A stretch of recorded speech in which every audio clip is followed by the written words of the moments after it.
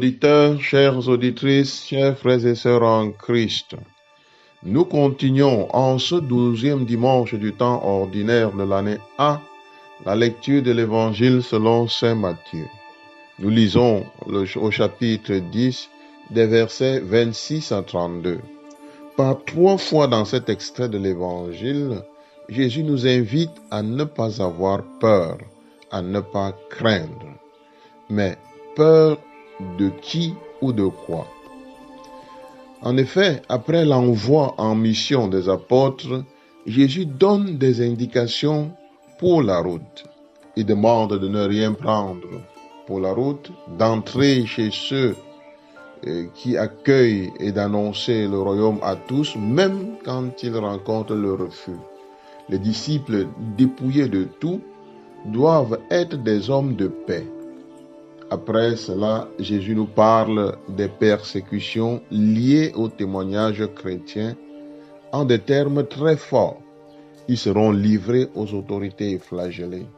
Le frère livrera son frère à la mort, le père son enfant. Les disciples seront haïs de tous à cause du nom de Jésus.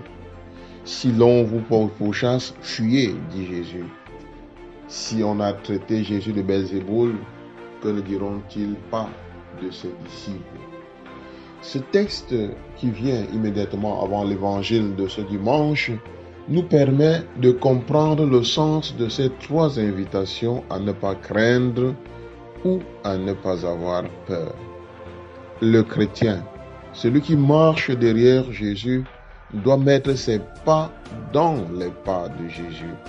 Marcher derrière Jésus, c'est prendre sa part de souffrance pour l'annonce de l'Évangile et ne reculer devant aucune adversité, aucune opposition par peur du monde. Même quand le disciple est contraint de prendre la fuite, il ne démissionne pas de la mission.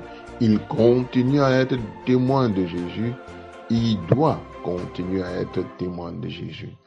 Cette invitation à ne pas craindre les hommes n'est pas une invitation à aller en guerre contre qui que ce soit. C'est une invitation à ne pas renoncer à l'annonce de l'Évangile par peur de ce que les gens diront ou feront contre nous. Seuls ceux qui persévèrent dans le témoignage seront sauvés. Ne craignez pas ceux qui tuent le corps sans pouvoir tuer l'âme. Nous avons ici une invitation que Jésus nous adresse, une invitation de Jésus à placer la crainte au bon endroit. Ce qui est important, c'est l'annonce du royaume de Dieu.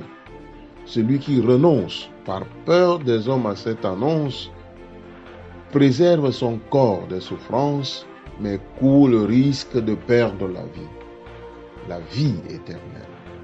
Notons comment Jésus insiste sur la présence de Dieu qui veille sur ceux qui sont des témoins.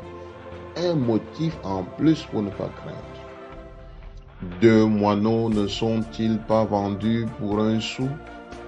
Or, pas un seul ne tombe à terre sans que votre Père le veuille. Quant à vous, même les cheveux de votre tête sont tous comptés. Soyez donc sans crainte. Vous valez bien plus qu'une multitude de moines. Dieu est la seule sécurité, la seule véritable sécurité des missionnaires. Il ne doit jamais perdre de vue cette présence d'un Dieu qui voit et pourvoit, qui prend soin de lui. Jésus résume ainsi son enseignement. Quiconque se déclarera pour moi devant les hommes, moi aussi je me déclarerai pour lui devant mon Père qui est aux cieux. Mais celui qui me reniera devant les hommes, moi aussi je le renierai devant mon Père qui est aux cieux. Il faut prendre position. Es-tu pour Jésus? Si la réponse est oui, alors il faut être capable de la donner à tous, en tout temps et en tout lieu. Seigneur Jésus, tu m'invites à ne pas avoir peur, à ne pas craindre. Fais grandir ma confiance en Dieu qui veille sur chacun de ses fils, qui veille sur chacune de ses filles. Que la peur ne me paralyse pas, qu'elle n'affaiblisse pas mon zèle missionnaire. Donne-moi le courage d'annoncer à tous, en tout temps et en tout lieu, la bonne nouvelle. Notre-Dame de l'Espérance, priez pour nous.